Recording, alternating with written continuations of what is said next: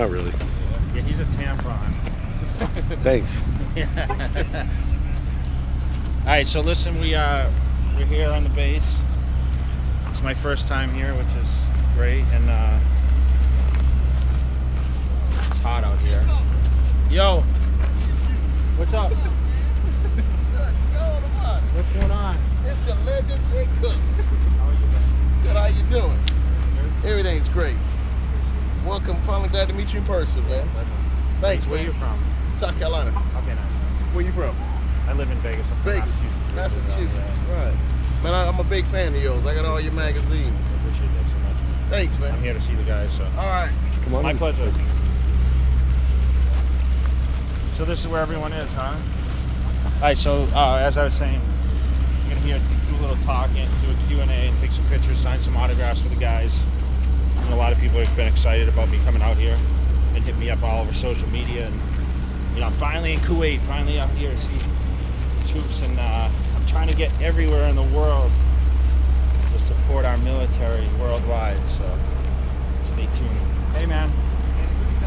How are you? How are you? Hey, brother. Hi, sir. Hey. How you doing? My pleasure. How you doing? Good.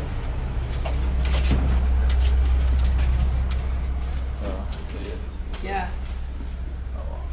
Just kind of our history, like we said, it's our 75th, so we created a timeline here, and it just shows some people all that the USO has done and what we've made. So 75 years, huh? Yes, sir. And now you're part of this too, which is really cool. That's awesome. Good. Big fun. Hi, guys. Hey, man. How you doing, fellas? Good, man. I like it.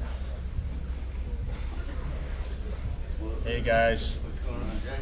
What's up? Come to pose down, huh?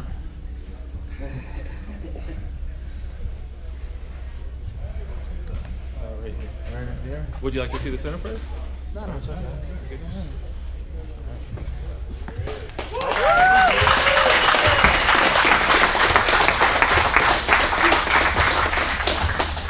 I was gonna say welcome, but it's your house,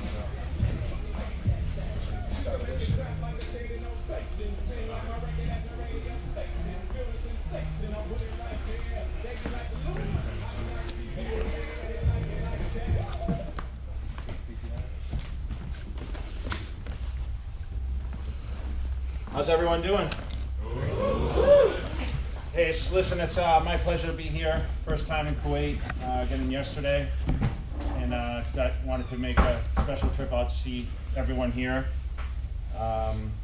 Show my respect to you guys. I'm doing a lot of tours, and anyone that follows me on social media has followed me. I do a ton of stuff with the military, domestically in the United States, and now expanding, trying to do more internationally. And you guys are on that list. So I got to visit troops in Dubai a couple days ago. I know I've been getting a lot of posts on social media. People ask me to come out here, so it's my pleasure to be here and talk a little bit to you guys, answer some questions, and then I have some autographs to sign for you guys if you guys would like one to take a picture. I know a lot of you guys maybe follow the fitness, maybe see my career, what I've done, but I'll talk a little bit about that, and then open up for some questions. How's that sound? Good? All right, so first of all, I just want to give a little bit of background on my military experience. I come from a strong military family. I was a criminal justice major. I wanted to be a police officer before I became a bodybuilder.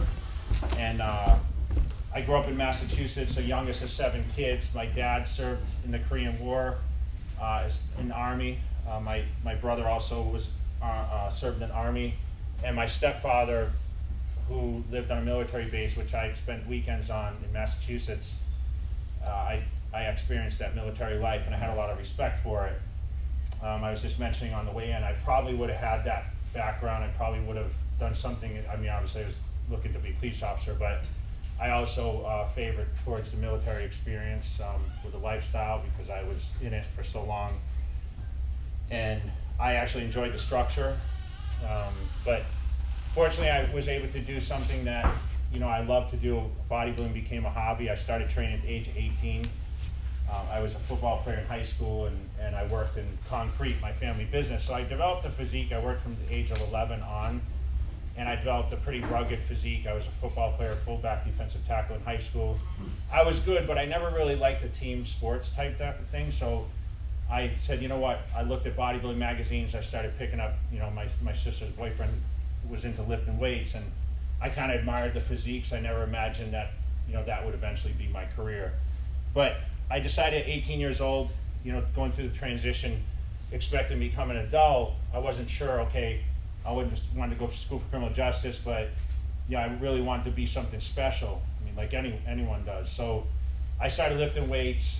I saw a lot of progression really quickly. What motivates you more than seeing success, right? So I never really had a complex that I was smaller or I wasn't never picked on, that kind of stuff.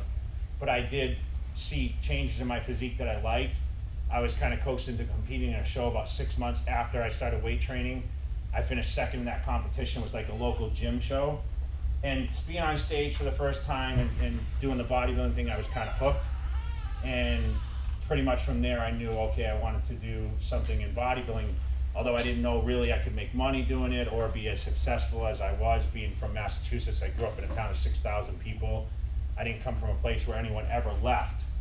So my dream, you know, when I was going to college to be a police officer was, okay, I want to be that guy that goes to California, rides a motorcycle as a police officer. That was my goal.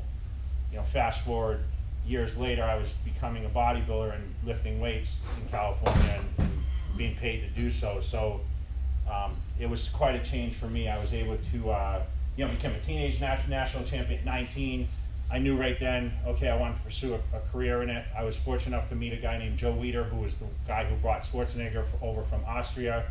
Gave me a great opportunity, gave me a contract, paid me, endorsed his supplements, the magazines, Flex, Muscle and Fitness he owned. He said, listen, I want to bring you to California. I want you to be a cover guy for the magazines. I want you to endorse our stuff, be able to do photo shoots. I said, okay. I was able to move out and live my dream as a bodybuilder, started making money, doing well. Next thing you know, I was battling, you know, Ronnie Coleman to win the Mr. Olympia title. I was second 4 times before I won 2006, which is the pinnacle of what bodybuilding is, the Mr. Olympia competition. Schwarzenegger won 7. You know, I've won 4. I won 2, lost 1, came back, won 2 more. I was the first guy to actually lose the title, come back the next year and win it. The only guy in history ever to do that. I had a bicep injury in 2011, lost the title to a guy, Phil Heath, who's the current. He was here a couple years ago speaking. Welcome, guys. Hi. Thanks, sir. He has now won 6 titles. There's only been 13 Mr. Olympias. I was the 11th in history. And, you know, like I said, I never imagined it would ever happen. I mean, being a young kid picking up the magazines, I just wanted to be something great. I was able to travel the world as an ambassador for bodybuilding, which I still continue to do. I've dedicated now, I retired 3 years ago. I retired at the age of 40, I'm 43 years old. And now I travel doing expos, meet and greets, and now, as you've seen the last few years, I've dedicated so much time to touring the military bases and giving back to what I believe is the strongest background of fitness there is, because I know over here there's not, you know, a lot of things to really focus on. I know the weight training and being into fitness is something that you guys do a lot.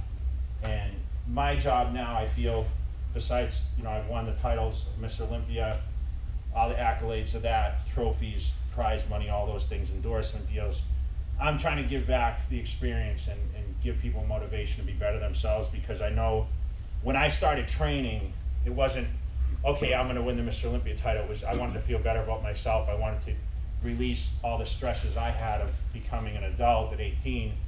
So I know in the gym, it really gave me a good type of therapy. It gave me a different mindset and took away a lot of the stresses of what I was dealing with day to day.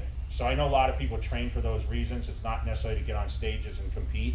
I was very scared to compete at first, but I never imagined the opportunity that bodybuilding and being who I was had given to me. And of course, when you start, you want to be the best at something. You want to be great. I was able to experience that at the highest level, which was absolutely amazing. But then you find things that, okay, what's going to motivate me now to be better? And I wake up every day, and I know I've been given a gift to do what I have. and it's given me great experience, but what can I do to be better now and give back? And that's what I continue to do.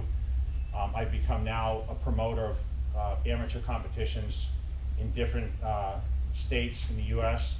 I have about 5 contests that hold the Jay Cutler name. I do supplements, I do clothing, and I still continue to do guest appearances, charity events, I sponsor kids teams. I'm doing everything I possibly can do to give back now through the experiences I had and really give people motivation. So that's why I'm here today. I made a special trip over here only. I had no other business in Kuwait. We had planned to go to Dubai. I was out there for an event, for a big trade event, and I got to visit the troops there. And then I said, you know what, I'm gonna make a special trip out to Kuwait because I haven't been, and I was able to get in touch with the USO and set up this and be able to speak to you guys. So listen, I really appreciate you guys coming out and listening to what I have to say. I hope you guys have a few questions for me, whether it be diet, training, lifestyle, you know, maybe tell your experiences. I know some of you guys follow it because I have gotten a lot of notes from you guys. But, you know, I don't think enough is done on our side as the athletes to really support the military divisions. I'm going to continue to do in the next year or two, really get behind it and try to give that extra push to get more support for you guys and show the appreciation because you guys are fighting for our freedom. So it's awesome. You know, I appreciate you guys.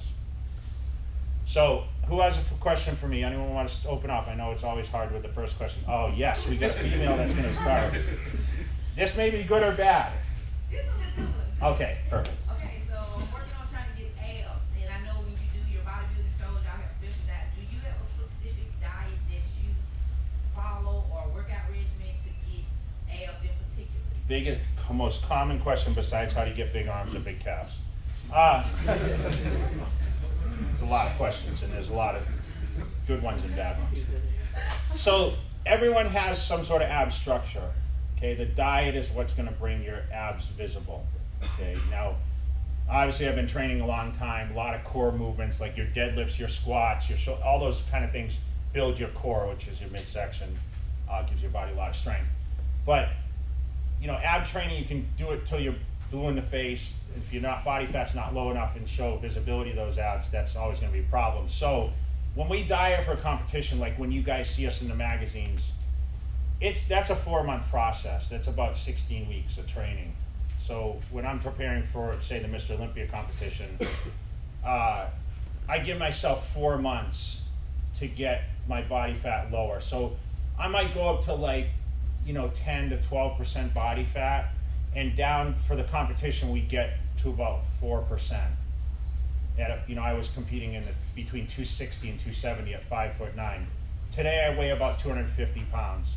So it's a continuous routine of watching your calories, meaning, you know, cut out the fast foods, you know, do some sort of weight training 4 to 5 days a week, particular diet where you eat every 3.5 hours to keep metabolism. You can't just eat once or twice a day. I know it's very difficult for all of you to get in. When I sit here and talk like a bodybuilder, 6 meals a day, it's impossible for you. And that's where supplements might come in, where you might want to use protein shakes or that kind of stuff, which I don't suggest if you have food readily available for you.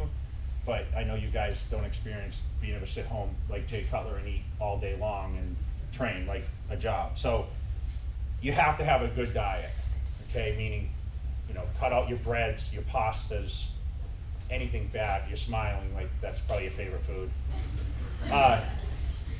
You know what's good and bad, right? So somewhat. Even like when we train, we cut out fruits because there's a lot of natural sugars in those. We cut out dairy products because they're not as digestible as much. It's a very boring lifestyle. But to be the best isn't always an easy task. Okay? So give yourself the time, you know, give yourself, you know, cardio routines. I always suggest doing your cardio first thing in the morning, empty stomach. I got up and did 45 minutes on the treadmill this morning before I came out here. Then I ate breakfast, or after your weight training session. So you guys that want to get leaner but hold on to your muscle, remember, cardio always after weights. You know, don't burn up muscle tissue, because what's going to happen is You're gonna do your cardio before the weight session. You're gonna burn up the glycogen, which is the energy in the muscle, which is gonna give your muscle that pump, the energy to get through the workout, and you're gonna have nothing through when you go through the weight session. So make sure the cardio always comes after the weights, okay? Who disagrees with me? Anyone? Okay. Okay. I know everyone does it different. No one's gonna raise their hand. Jay Cutler's opinion. So when I give advice, it's through experience. I, like I said, did it at the highest level. Welcome, guys. But I was pretty open-minded. I had a nutritionist I worked with from the age of 18 years old that taught me a lot.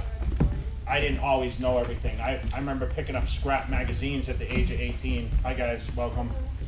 And I didn't know how to work out. Nowadays, you can click on the internet and see these kind of things. Remember, I started training in 1991, so it was prior to internet, and there were no videos to show instructions. So I remember buying books at GNC or picking up scrap magazines, because to be honest, I was working like little jobs in college. I didn't even have the money, extra money to buy $5 magazines. So I'd pick up the scrap ones, and that's how I learned how to work out. Or I'd watch people in the gym, which really didn't know what they were doing anyway, and do exercises, because you see that in every gym. And I learned that way also. So it was kind of harder, I think, then. And nowadays, you can follow anyone on the internet. You guys, click on, workout routines. We have so much information on there. I have a YouTube channel. I'm putting out videos all the time, me working out. Snapchat, Instagram, Facebook. We're doing so many social things now to educate people. And of course, the diet now has shifted where we're learning more about nutrition. I mean, back in Arnold's day, they would drink milk and that kind of stuff for competitions, which they weren't as ripped. And now you have to be extremely ripped and conditioned to win at the highest level and hold the most muscle mass. So I ate in my prime 6 to 8 meals a day. My breakfast was like 20 egg whites and 2 whole eggs. I have, a couple slices of flourless bread, big bowl of oatmeal, a cup of black coffee. And I would eat like probably 12 or 14 ounces of chicken breast or steak every meal. When I dieted for competitions, I ate 5 pounds of meat a day, 5 pounds of fish a day. So every meal I'd eat a pound of fish. You guys are laughing. It's super extreme. I was 300 pounds. I ate 1,000 carbs a day. So that's a lot of calories. And that's what it took to maintain. So I would eat each meal. All I did was eat all day long, pretty much, and I trained. But the misconception that everyone has with someone that was my size at my peak, which you saw in the picture outside, is, we worked out 6 hours a day. But I'll be honest with you, my workouts literally were like an hour a day with weights. The rest of the day was focused on the nutrition aspect and resting periods. And it was very scientific. It wasn't just a guy that just goes in the gym and just pounds weights and eats all day. There was a lot of approach where each day, I had to eat different types of calories, where I ate more protein, less carbohydrates than other days. I would eat more carbohydrates. I judged myself in the mirror. So I lived looking at myself in the mirror. So when I look at bodybuilding, I think it's more of an art form rather than a sport, because we become artists. We use the mirrors to judge how we look. We take our genetics, our God-given ability, which fortunately for me, I had a great structure for it. I had wide shoulders, I had round muscle bellies. I was able to develop body parts on an even scale because we are judged on symmetry, and that's super important. So if you want to know what the judges look at, they look at the whole package, so that, the legs have to match the upper body. Fortunately for me, my legs developed rather quickly. I was a 700-pound squatter at 19 years old. I was a 550-pound bench presser at my peak. That's how much I benched, because I know someone's going to ask that. But I still had, like, my calves were hard to grow. My arms were smaller, so I had to back off. I remember I didn't train legs for 2 years at a certain point in my career because I had to wait for my upper body to catch up. So it was about creating balance. The problem is a lot of these guys, they get so ego-driven when the body parts are built up better than others, they continue to train those and they get way out of whack, and the rest of the body never catches up. So on the bodybuilding stages, it's really hard for them to be competitive and hold the symmetry. I always loved the training though. That was the best part about my job. If you asked me, Jay, did you love competing? I loved competing when I got on stage and I'd walk out after I built up my name and people would be cheering for Jay Cutler when I walked out, because there's nothing like the thrill of walking out from Olympia stage and the lights and everything. It was exciting, but I hated the process because we ate to get bigger and then we would starve ourselves to get down and get ripped. And yeah, the physique was amazing once you got in that peak condition, but you only hold that condition for a day or two. You don't really, what you see in the magazines is just like the peak time, and it's really hard to hold that. You can't hold that condition all year round. So for me, it was hard transitioning. I would lose about, between 20 and 30 pounds between off season and pre-contest. And like I said, that was a 4-month transition where I did that. And when I started, remember, I grew up in a family business, in a concrete business. My dad and my brothers wanted me to do that. And I knew, and by the time I turned 18 and I started going to college for criminal justice, that I knew I didn't want to work with a shovel the rest of my life. I wanted to do something different. And I thought being a police officer would be cool, but fortunately when I started training in college, I became great at bodybuilding and I was able to finance myself. But in the beginning it was really, really hard. But I've got to travel all over the world. I've got to meet so many great people. I'll tell you a little story. When I was picking up, fitness when I was younger, I would admire guys like Sylvester Stallone, Jean-Claude Van Damme from the movies, because I didn't really know what bodybuilding was. And as I started to progress, I remember 2004, I won Arnold Schwarzenegger's show, the Arnold Classic. I was a 3-time winner there. My last year I won, 2004. I was walking into Morton Steakhouse in Columbus, Ohio, and all of a sudden I got a guy that ran over me. Hey, someone wants to meet you. So I walked over to his limousine, and the door opens, and Sylvester Stallone's sitting there, and he says, Jay, I'm a huge fan. He reached his hand out, and I remember watching him in Rocky movies and all that stuff. He was a huge inspiration for me. I thought that was really cool because I never expected that. And then next thing you know, I'm in Venice, California at the Gold's Gym a couple of years later, and I'm walking into the gym, and next thing you know, I see this little guy running across, and he's saying, Jay, and as he gets close, I realize it's Jean-Claude Van Damme. It's the same thing. He says, Jay, I'm a huge fan. So it's kind of, as a kid, I remember I think I was watching Rocky movies when I was 12, Rocky 4, and for me, it blows my mind that, these are idols of mine, and eventually I get to meet them, because you never imagine, like I said, I grew up in a town of 6,000 people. No one ever leaves. They always do whatever. They stay there. And for me to meet these people and them being into fitness, and I still see Van Damme a lot.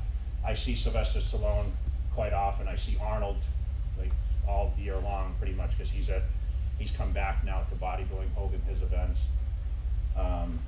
And it's just motivating. I mean, that's something you never dream about, and you never realize that things can take you that far. So just experience for me. The question I have is like motivation driven.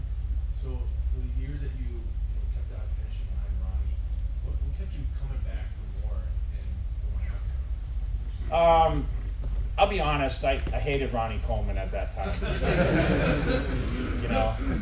I'm gonna tell, I speak real, so don't, I'll explain why, but I'm very real about when I speak about things. And I had a lot of frustration, because at 20 years old, 27, 28, I was second for the first time to Mr. Olympia, and it was very controversial. 2001, I was leading by 6 points. They have a morning and night show, and I was leading the morning show by 6 points. Well, at the night show, Ronnie came, and it was after 9/11. He pulled out the American flag out of his trunks, and they said, oh, Ronnie wins the posing round, and he somehow gained points that it's almost impossible in the scorecards, and he won. So I was a little frustrated. I sat out the next year, 2002, and then I came back in 3, 4, and 5, and finally won in 6. But Ronnie was just like, Jay's never going to beat me. He doesn't have the genetics to do it. All I heard from people was like, Jay can't beat Ronnie Coleman. He's not genetically, gifted enough to. And Ronnie's, I think, the greatest ever, in my opinion. Ronnie Coleman is bodybuilder-wise, like his physique. But the fans, amazingly enough, like I was second. And I think if I look back now, which I've taken myself away from being who I was. You know, I've now come down to reality and realized, you know, who I really was, because when you're a competitor, all you think about is winning. That really built my career, me being the underdog, because I developed such a fan base, because everyone wants to see the guy that's like, you know, he gets knocked back, and a lot of people thought I should have won. I had my fans, he had his. My mom thought I should have won every show I ever did, so you know how that works. But, you know, and some fans just don't see it. Listen, there were years I was on and off. But I just kept coming back because, you know, I had such great support. You know, I had a great team around me. I was very positive, and I still remain very positive, and after you speak, you'll understand why, and I appreciate everything so much. But I thought every year leading into that contest, I truly thought, and if anyone followed it, did anyone follow it back then? Did you follow it? So I really thought I was going to win, and people thought I was nuts, because, like, there's no way you can beat this guy. But I truly thought every show I went into, I was going to win it. And then I would lose, and then I would be disappointed, and then I'd just go back to the drawing board and start over again. I'd start training a few days after the show, took a break. And I knew in time I would catch him, and fortunately for me, I was able to. He got older, and I was coming into my prime, and eventually I won, and I think now I get a lot of respect for that. But still being second place in the world isn't so bad, right? I mean, I was still respected.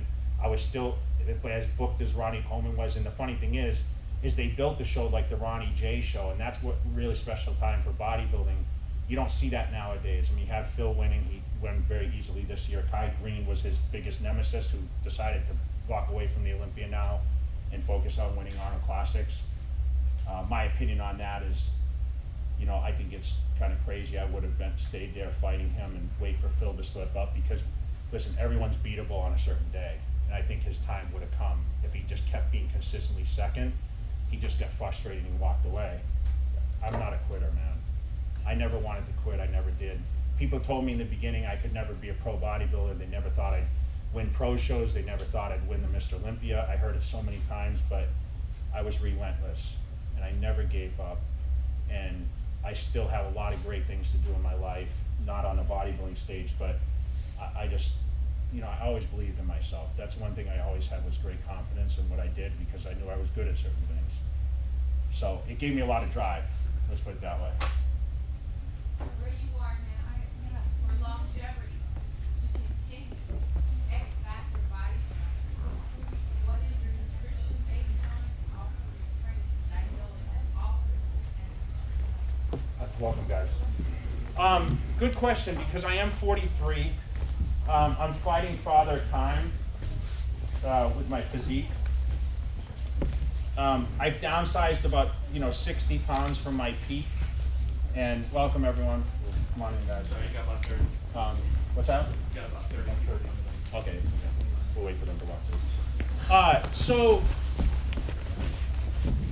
So I've backed down off the weights, like probably, some exercise I'm doing the same weights, and I train a lot less. I might train for 30 minutes instead of 60 a day.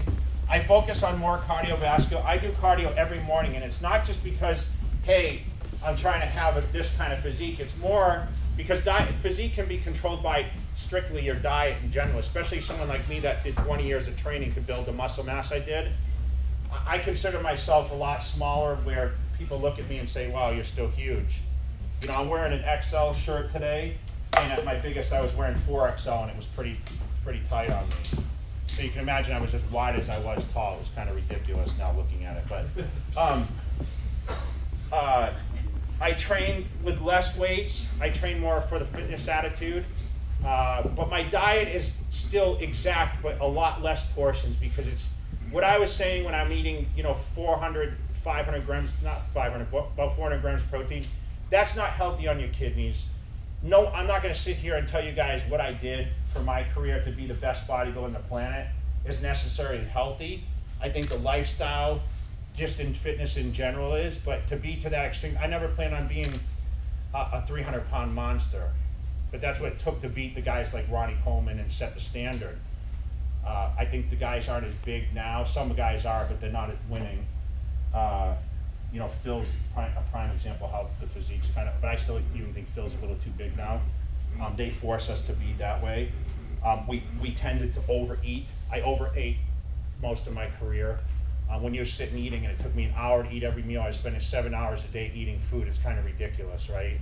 I mean, since Arnold's time, I mean, Arnold won the Mr. Olympia at 240 pounds. He was like the, no one was like him.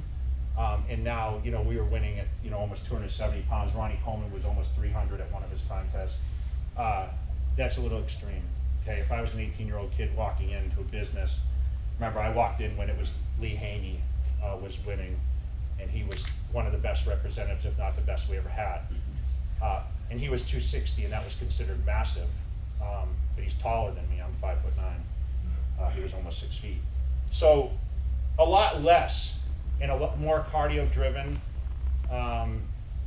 and less, obviously less food, and less on, okay, I want to be big. I don't think any more about being big. I just want to be more fit. And trust me, I'm trying to lose weight. I honestly can stand in front of you guys and say, I'm trying to burn up muscle. It's just really hard because naturally I was muscular anyway, but I've been doing a lot more cardio just to try to shrink down a little bit. Okay?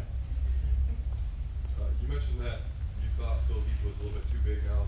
Do you think the future of the Olympia is more of a classic style of physique, or is it still going to be that 270? It's still going to be the freak factor. That's, I mean, you like looking at it, right? I mean, you like seeing guys push the envelope, right? Now, would you want to be that? Maybe not. Some guys like, yeah, I would, but I want to do it overnight. I think classic physique now, which more like Frank Zane type look, I think that's going to become more apparent. I know it is over here. I just had a meeting with the guy here that was training at Oxygen Gym out here, and he said that classic physique is like really taken off here. So more kids that when they turn 18 are going to want that look rather than looking like a Jay Cutler or Ronnie Coleman, because listen, I won the Olympia at 33 years old. What kid at 18 wants to pick up a magazine or check out social media and say, okay, I'll wait until I'm 33 or 34, because that's when most of the guys are winning now. I think Ronnie was 34, before I win my first Mr. Olympia. It's too long, right, to be the best at something. So you kind of got to find your own niche. You got to find what works best for you, and you know, and go with it. But I think I think Phil is he's not made to be as big as he is. It's not, I mean, none of us really were. I'm not going to sit there and say I would push the envelope too. I was my best at 240 pounds. But 5'9" and being, you know, 270 on stage is just, it's really pushing the envelope. But that's what put me in the position I am, and that's why I'm here today speaking to you guys. How did you get noticed? Like, what was the deciding factor for that person to call you? You know, a good question, because back then, you know, there was no internet, so the word didn't spread much. I remember training at a gym in Worcester, Massachusetts, where I grew up, and this guy started calling around because someone in another gym said, hey, there's this young guy with big legs, and he's got, you know, a good look for, you know, magazines and that kind of stuff. And so the guy started calling me. He had a show called American Muscle Magazine. It was on ESPN like once a month, on ESPN2 or something. And he's like, I want to put you on the show or whatever. I'm going to send a film crew. So they sent a film crew out to Worcester to shoot me. You know, I had these big quads and pretty rugged physique. And that's kind of how I got noticed. And then people started talking about me, and then I started competing.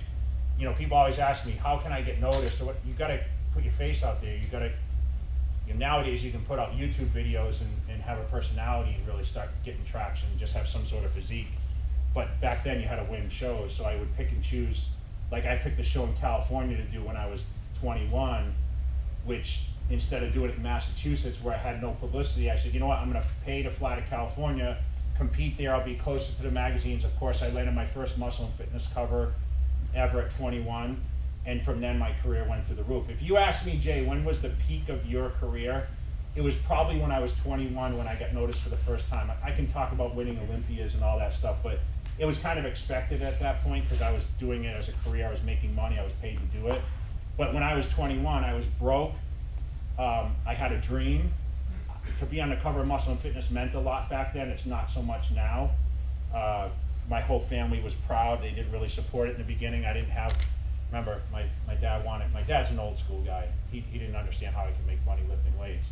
So, you know, for me to land that cover, Muscle and Fitness, and it was huge. I mean, it was worldwide. I was pretty damn proud of that. So that's how kind of how I was noticed. And then of course winning shows just got me more and more publicity. Yes, sir. What's your favorite muscle group to train? Legs, because it's my easiest to grow. I did them last night. He didn't like it very much. So I always love the challenging things. So back and legs are the two hardest body parts to train for me, because it's a lot of angles, a lot of volume. I would do 30 sets for legs. So I would just pound away, 8 to 12 repetitions. I was a high volume trainer for all my body parts, but like for arms and shoulders, chest, that stuff, I always did 20 sets, but for legs and back, I would do like 30 sets. So it would just be continuous, and I would rest 45 to 60 seconds between each set. So enough for my partner or whoever I was training with. If I was training with someone, they would go and then I would go. So that's how I kind of, did my training routine. But I love training legs, man. I love getting under the squat bar. And I squatted last night, but I only squat like a plate on each side now, which isn't very much. Because I want to be able to fit in the clothes now. I can actually fit in the jeans for the first time in 25 years, So, I like training legs. Yes, sir. How impressed were you seeing Kevin LeBron come back after such a long period of time? Yeah, 52 years old, getting back on the Olympia stage. It was the biggest question going into this year's Olympia, and that's kind of sad because, it just goes to show that the show, they need to publicize it more. But I wasn't sure how Kevin was going to do. I wish he would have done a lot better. He just was missing a lot of his leg size. But listen, everything's advanced, so it's really hard for him to be back. They talked about if he comes back like he did, 13 years ago, he might have a chance. But the truth is standing next to Phil Heath and Sean Rhodes and these guys, Dexter Jackson, you're not going to be as complete at that age. Definitely taking a time away. And I experienced that. I stepped away for a year. I remember when I tore my bicep in 2011, I sat out 2012, and I came back from my final hurrah in 2013. I finished 6th place, which I think was a gift almost. Guys should have beaten me, but it was who I was. Sometimes it can be a little political. It worked in my favor that time. But I lost a lot of mass and the density. And well, the density isn't this way. Like, anyone can build, but the density you lose from from the depth in your physique, that's where it's years and years of training. So I think he's planning on competing again. I heard he's going to do New York Pro, but he's going to have to qualify to get back on Olympia stage. They gave him a special invite this year. I think it was awesome to see it, but I just wish he would have done better.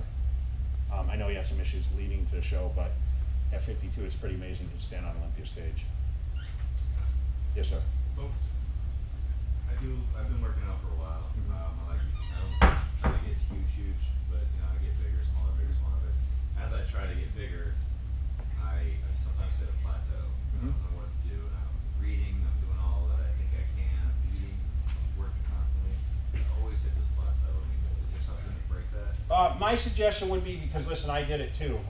But I would change a lot of things. I would change the time I train. That's not always ready for you guys. I mean, I know you're on a schedule. The foods you eat, the way you train. There's so many variables into doing that. Back down off the reps. I always suggest 8 to 12 repetitions, the broad range. Sometimes go higher, sometimes go lower.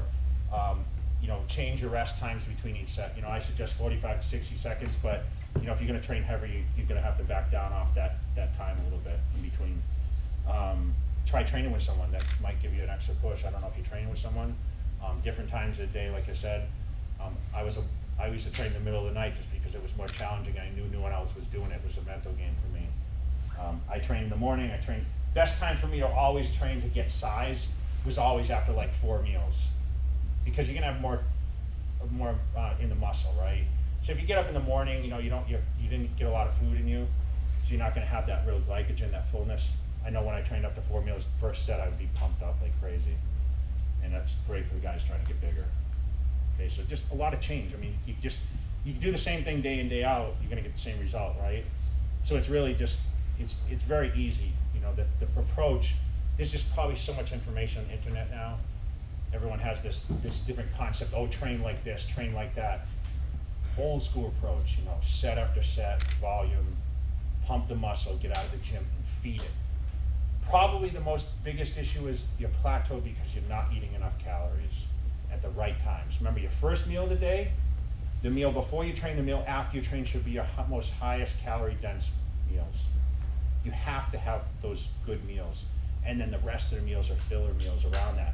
You should be eating every 3 hours, whether it's a protein shake or food or some sort of snack or something.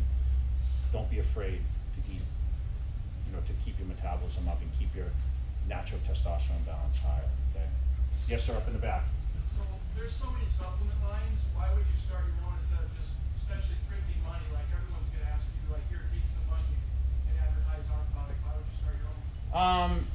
Because I want to do something different. I like being my own boss.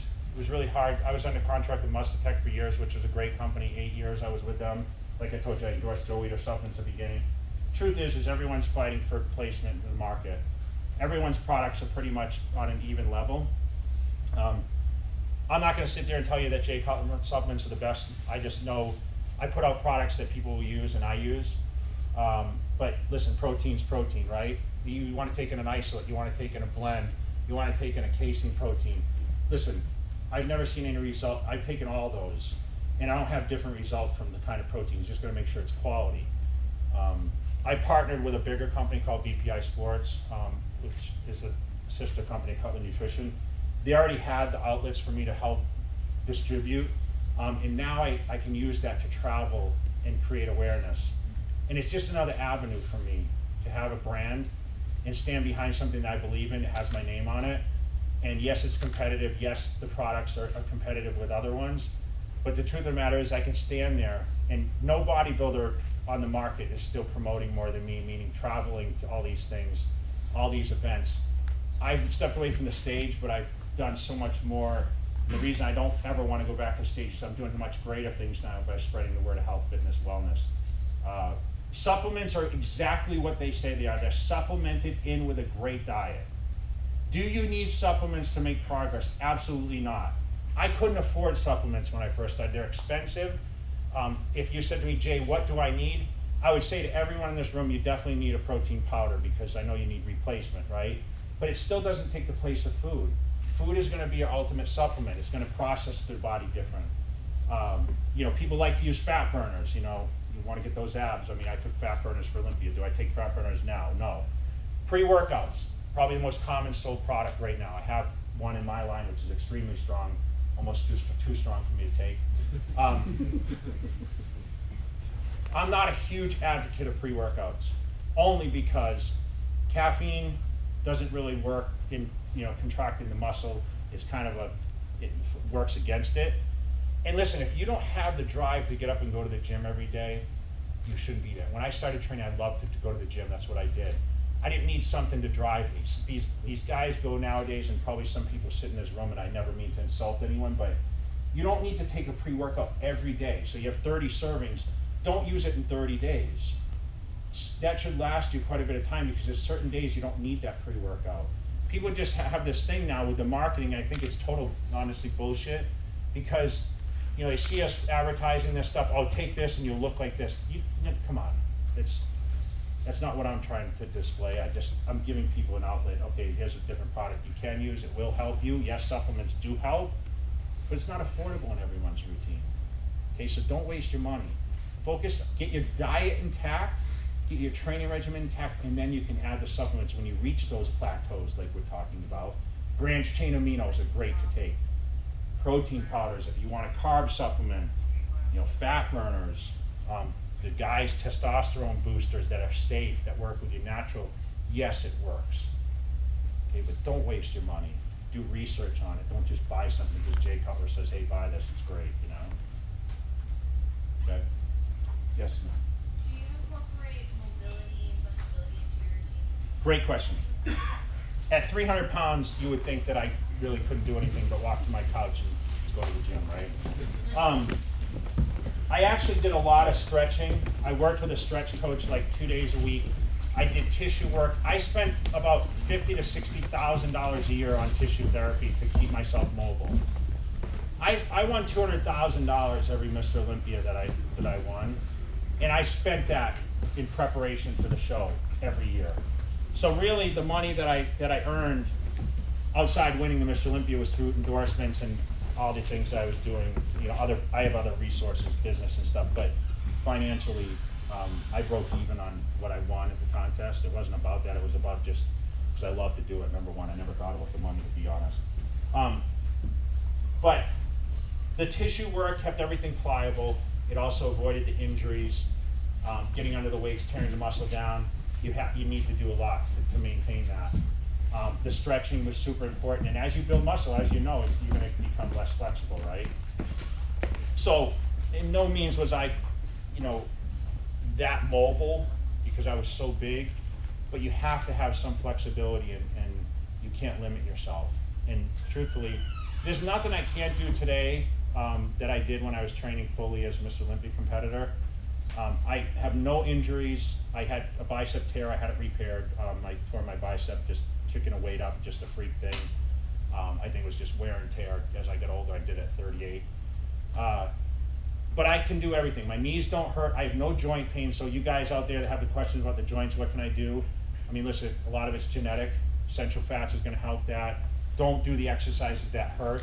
I can still do everything. I have range of motion, everything. I do all the exercises I ever did, just a lot less weights, like I talked about. But you have to stay pliable. Keep the muscles loose. And I would stretch after each workout most of the time. Okay. Yes, sir. Just, can you talk a little bit about either confirm or deny, like how much artificial drugs, steroids and stuff is used in bodybuilding? It's you know what? It's rampant, just like a lot of other sports. You know, everything. When I was in the beginning, when I picked up my first magazine and started reading stuff, you know, I thought, okay, all these guys are natural and they take supplements, you know, because that's how it was displayed. Slowly learned as I started competing on the teenage level and wondering why some of these guys were in this crazy ripped condition. And, you know, I was big, I just didn't have the cuts. You know, what it really took, because really what a lot of the steroids involved, and they are involved in bodybuilding, is, you know, to get the condition with the size. That's the hardest part. So you talk about, you know, guys holding tremendous amount of mass and still getting ripped and losing all that body fat, like we talked about, showing the abs. And listen, you can do the diets. Listen, natural athletes can get really ripped too, but to get to the level and hold the crazy amounts of muscle mass, that's very difficult without the use of drugs. And, you know, there's always that line where you had to make that decision.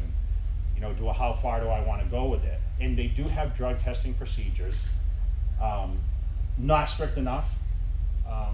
You know, we were drug tested. But the problem is there's just so many different formulas on how they do it. And just like in all these other professional sports, I mean, it's always kind of like the behind the talk. Like, people don't want to really talk about it, but there's certain things that people do in order to, you know, be able to beat that and be able to be at their absolute best. And I think, you know, society now, they want to see records being broken. Like we talked about, the guys get bigger. You know, I think now it gives people a lot more opportunity to compete with the new divisions. I think is awesome, because the guys are coming back down in size and being cut, but not extremely large. And like I said, I was never in favor of being massive. I mean, my mom, I remember, looked at me at one point and said, "Oh my God, what happened to my baby?" You know, because I was the youngest of 7 kids, you know. And she said, "Man, you got so big." And, you know, truthfully, I was the big kid. I mean, that's why I started bodybuilding. I didn't get into it because, I was picked on and I was a little guy. I was always bigger than everyone else. I benched the most in high school and squatted the most. I was, you know, fastest, strongest kid. And a lot of that's based on genetics, so you're only going to be able to take it so far. But, you know, you're never going to be able to keep everything clean. That's the whole point. And, you know, you have to make that decision as an athlete, how far you want to take it. And, you know, just because a guy is a winner doesn't mean, okay, that guy has the best combination of drugs. That's not how it works. But now, the most dangerous part, and I mentioned this earlier with like the test boosters and stuff, is the supplement market finances what the prize money is and what's financial for a lot of the athletes in the business. And a lot of these companies now have come up with derivatives to build muscle by taking compounds out and making it close, like the test boosters. they take out 1 or 2 compounds, and there you have basically a steroid that's sold over the counter. No supervision by doctors.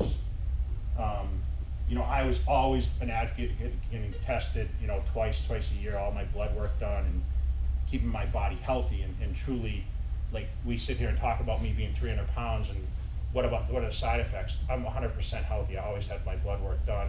I never pushed my bodies past the limit of what I could do. I know people would assume the worst, being the best at what you do and being bigger than everyone else. You know, I was just great at it. You know, I was really good, and I was able to maintain it healthy, and I think that was the most important thing. But these companies now, I mean, there's products out there. You've got to be very careful. That's why I said research your products, because, you know, guys are going and getting tested, you know, their blood work done, and they're having bad results from a lot of these over-the-counter things. And they're legally being sold. And they're probably being I mean, I think they're a little more like in GNCs on bases and that kind of stuff. They're restrictive of these kind of supplements, but, you know, ordering stuff off the internet and that thing, it's, you know, it can be iffy with what you're buying. Okay.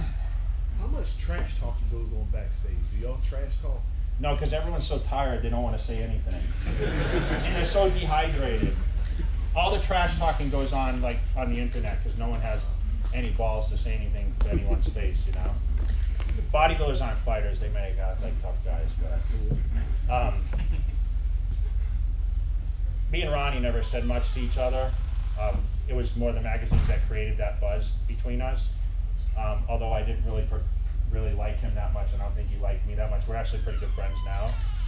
Once he retired, we became better friends. But you know what? It's our livelihood. We're fighting for something great. You know, we're fighting for the best title in the world. It's going to be competitive. He had his fans, I had mine, you know. And, you know, we were 2 different physiques. And, you know, we have a lot of respect for each other now. He's a great man. You know, I just saw him. He was in Dubai over there. I didn't get a chance to really sit with him, but we actually get along pretty well. But there's you know, some of the guys are just more vocal than others, but I think they're looking for publicity. So the guy who asked, oh, how do I get noticed? Sometimes they talk, right? Talk is cheap, you know. Any talkers in here? Who's a talker in the gym in here? Yeah? Oh, they're there. You have a question, or you a talker? Oh, okay, yeah. Okay, sorry. What kind of strategies you use for your, I would say not lagging, but stubborn body parts? You know what? I never believed in overtraining them. Like some people say, oh, my arms a week, I'm gonna train them 3 times a week. I like to just focus on more contraction and concentration. Sometimes it's not about the weight. Actually, bodybuilding is very little about the weight. It's amazing. I look at some guys that barely lift any heavy weights at all, and they're just bigger than me.